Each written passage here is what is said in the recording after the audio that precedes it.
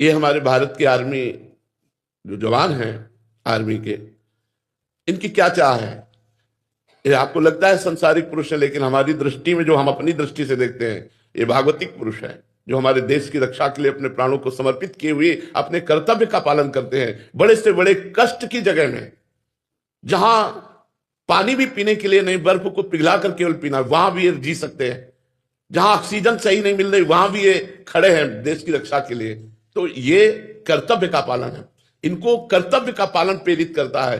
राष्ट्र रक्षा का जो कर्तव्य है वो प्रेरित करता है, और इतना प्रेरित करता है कि अपनी छाती पे गोली खा करके सदा सदा के लिए तिरंगे में लिपट जाएंगे, लेकिन कर्तव्य का त्याग नहीं करेंगे।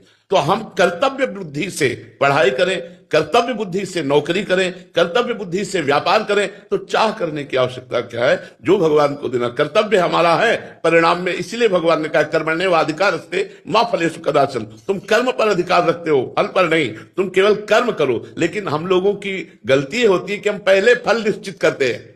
हम व्यापार करेंगे तो इसमें लगभग 50,000 रुपया मुनाफा होगा, हम ये करेंगे तो लगभग ऐसा होगा, और जब नहीं होता तो हम निराश हो जाते हैं, हम चिंतित हो जाते हैं। और भगवान ने आदेश किया कर्मण्येवाधिकारस्ते, तुम्हारा अधिकार कर्म करने पर है, मा फलेषु कदाचन, फल पर नहीं है। फल मेरे द्वारा निर्धारित किया जाएगा, तो उसे भगवान के ऊपर छोड़ दो। कर्तव्य मैं करता हूं, परिणाम भगवान देंगे। और अगर आपको लौकिक सुख प्राप्त होना है तो आपसे सच्ची कहते हैं, बिल्कुल जिस सुख की चाह नहीं, वो हर सुख यहां मारा घूम रहा है। उस सुख की चाह नहीं, और हर सुख यहां में। कौन सी ऐसी बात है, कौन सा ऐसा बताओ क्या नहीं है? जिधर दृष्टि डालो, हर चीज, हर वस्तु, हर वैभव यहां। क्यों? क्योंकि होना है, होना है, ये निश्चित है। इसलिए उन्होंने कहा, भगवान ने कर्मण्येवाधिकारस्ते, आप कर्म पर अधिकार रखो और कर्तव्य करने की भावना से लगो, परिणाम मेरे ऊपर छोड़ दो। लेकिन हम लोग परिणाम पहले निश्चित करते हैं, फिर कर्तव्य कर्म की तरफ चलते हैं, इसलिए हम हार जाते हैं, इसलिए निराश हो जाते हैं।